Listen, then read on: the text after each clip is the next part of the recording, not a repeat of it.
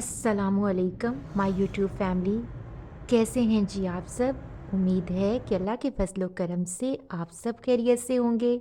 और जी हम सब भी अल्लाह का शुक्र है कि खैरियत से हैं।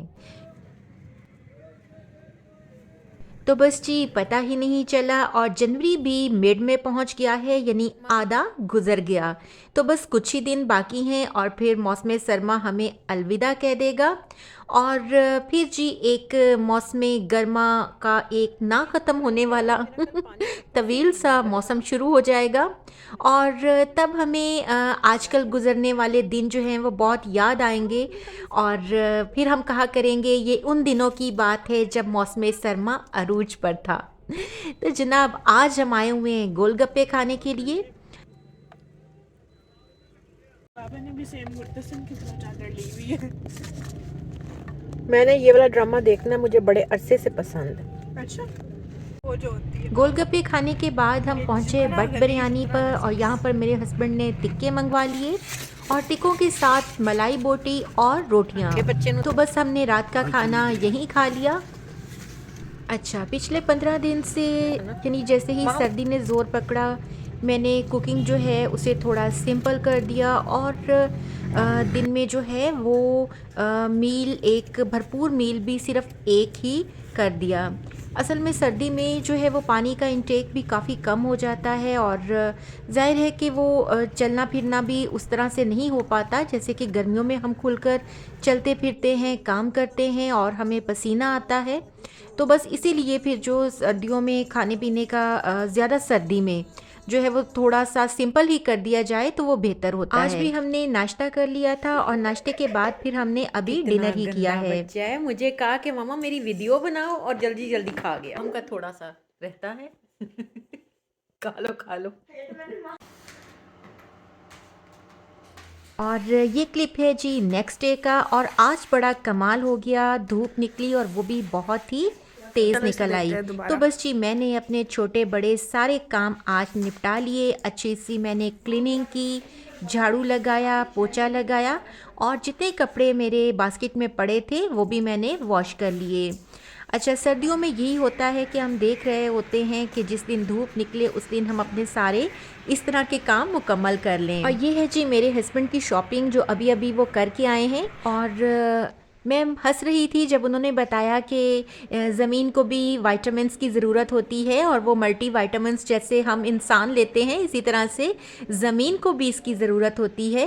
तो इसमें उन्होंने बताया कि ये जितने फ्रूट्स बने होते हैं ये इन सब के विटामिन्स जो हैं वो इसमें शामिल होते हैं। तो मैं हंस रही थी और साथ में कॉर्न का बीज था और साथ में खाद वगैरह।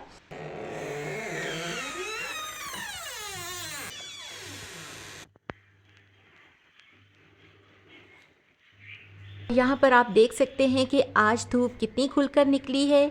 और सर्दियों में जो धूप हमारे लिए बहुत ही कीमती होती है गर्मियों में वो किसी तकलीफ़ या अजियत से कम नहीं होती।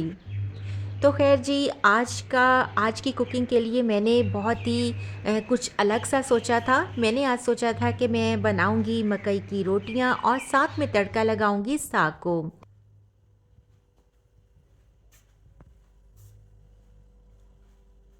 तो बस जी पहुंच चुकी हूँ मैं किचन में।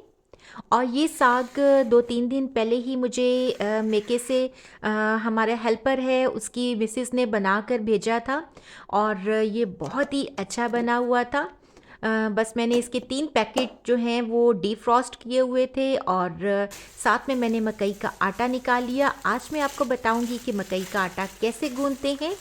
और बस मैंने साग जो है इसको शॉपिंग बैग में से निकाला। मैंने सोचा पहले साग को तड़का लगा लेती हूँ, फिर हल्का हल्का हल्की हल्की आग पर ये पकता रहेगा क्योंकि साग में पानी भी होता है जिसे ड्राई करना होता है।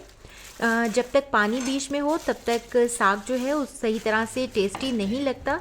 तो इसलिए इसके पानी को ड्राई करना बहुत ही ज़रूरी होता है। साग को तड़का लगाने के लिए मैंने लहसुन चॉप कर लिया। पहले लहसुन छील कर फिर मैंने छुरी की मदद से ही इसको चॉप कर लिया। तो इतने साग के लिए मैं 6 से 7 जो है वो जवे लहसुन के इस्तेमाल करूँगी। और फिर उसके बाद मैंने ऑयल गरम किया, उसमें लहसुन को फ्राई कर लिया। देसी घी मैंने पास रखा हुआ है, लेकिन वो मैं थोड़ा एंड में इस्तेमाल करूँगी, और दूसरा मकई की रोटियों पर इस्तेमाल करूँगी। अच्छा, साग में नमक और मिर्च पहले से ही बिल्कुल ठीक थी, इसलिए मैंने बिल्कुल भी इसमें इजाफी इस्तेमाल नहीं की। और यहाँ पर जी स्टार्ट करते हैं मकई के आटे को गूंदना, और ये गूंदना बहुत ही आसान है। सबसे पहले मैंने एक मट्टी की परात ले ली है और इसमें हस्बे ज़रूरत आटा शामिल कर लिया। एक पतीले में मैंने थोड़ा सा पानी गरम कर रखा है, 2 कप के बराबर पानी समझ लें, जो कि बॉइलिंग है। और बॉइलिंग पानी यानी उबलता हुआ पानी मैंने इसमें शामिल कर दिया है, और पहले मैंने इसे स्पैचुला की मदद से मिक्स कर लिया। और जब ये थोड़ा सा जो है वो हाथ लगाने के काबिल हो जाएगा, तो फिर मैं हाथ की मदद से इसको गूंद लूँगी। बहुत ज़्यादा आपने आटे को फ्लोई नहीं कर देना, वरना फिर गूंदना काफ़ी मुश्किल हो जाएगा। तो बस ये देख सकते हैं कि मैंने इसको कितनी ही आसानी से गूंद लिया। आम आटे की तरह इसको बार बार मुक्की नहीं देना होती, और हथेलियों की मदद से आप इसको गूंदते हैं, और ये बहुत ही सॉफ्ट और बहुत ही आसानी से गुंज जाता है। और ये देखें जी, खूबसूरत खूबसूरत सी चंगेरे जो कि मैंने मकई की रोटी जो है वो इसमें रखने के लिए निकाली हैं। और ये चंगेरे जो हैं ये भी मेरे मेके में एक मेरी जानने वाली हैं, वो बनाती हैं, उनकी पूरी शॉप है। और मैंने अपने व्लॉग में आपको बताया था, उनसे मिलवाया भी था और उनका काम भी दिखाया था। तो अगर आप उनका काम देखना चाहें तो आप मेरा वो व्लॉग ज़रूर वॉच करें, और आपको बहुत ही खूबसूरत हैंडीक्राफ्ट्स जो हैं वो देखने को मिलेंगे। और आपको पता है कि ऐसी चीज़ें बहुत ही यूनिक होती हैं।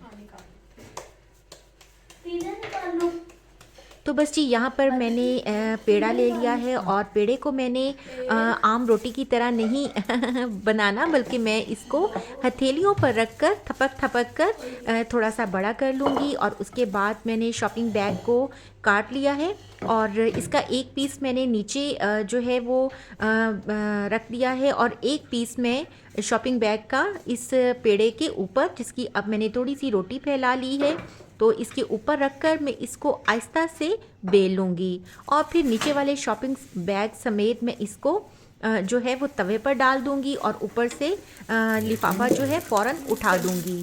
तो बस ये देखें जी, बगैर टूटे बहुत ही प्यारी सी पतली सी रोटी हमारी बनकर तैयार हो गई है।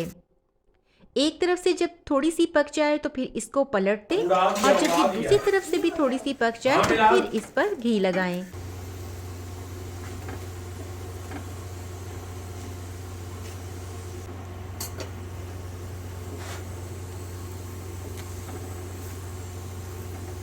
और रोटी में उंगली की मदद से थोड़े थोड़े से ये छोटे छोटे जो गड़े से बना रही हूँ, इसके अंदर मैं देसी घी भर दूँगी।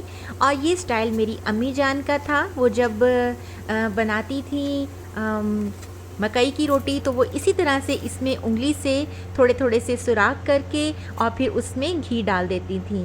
और ये देखें जी, मज़ेदार सी रोटी हमारी प्यारे से चंगेर में बिल्कुल खाने के लिए रेडी है। साथ में मैंने साग डाल दिया और उसके ऊपर भी देसी घी डाल दिया।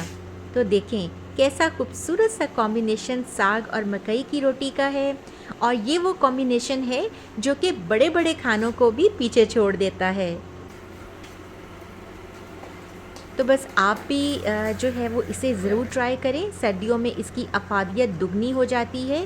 साग में चूँकि सारी ग्रीन वेजिटेबल्स होती हैं, लिहाजा वो हमारी गट हेल्थ के लिए बहुत ही फ़ायदेमंद होती है और फुल ऑफ प्रोटीन होती हैं। और दूसरी तरफ मकई की रोटी है, जिसकी आपको पता है कि वैसे ही जो है वो हेल्थ बेनिफिट्स बहुत ही ज़्यादा हैं। तो बस ये कॉम्बिनेशन जो है वो इन सर्दियों में ज़रूर बनाएं और साग और मकई की रोटी का लुत्फ़ उठाएं।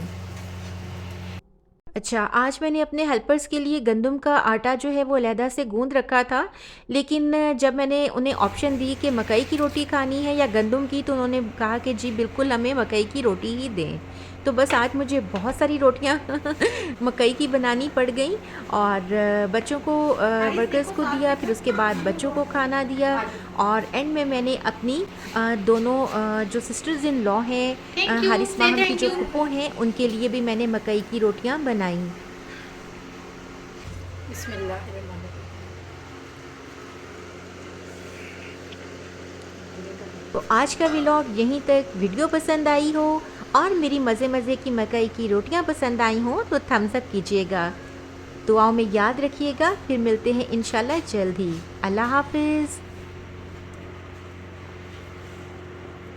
चल अब कर दे। ये बेटा आप आशी पप्पो को दे आओ, आशी को दे आओ और ऐसे भी भेज दिया।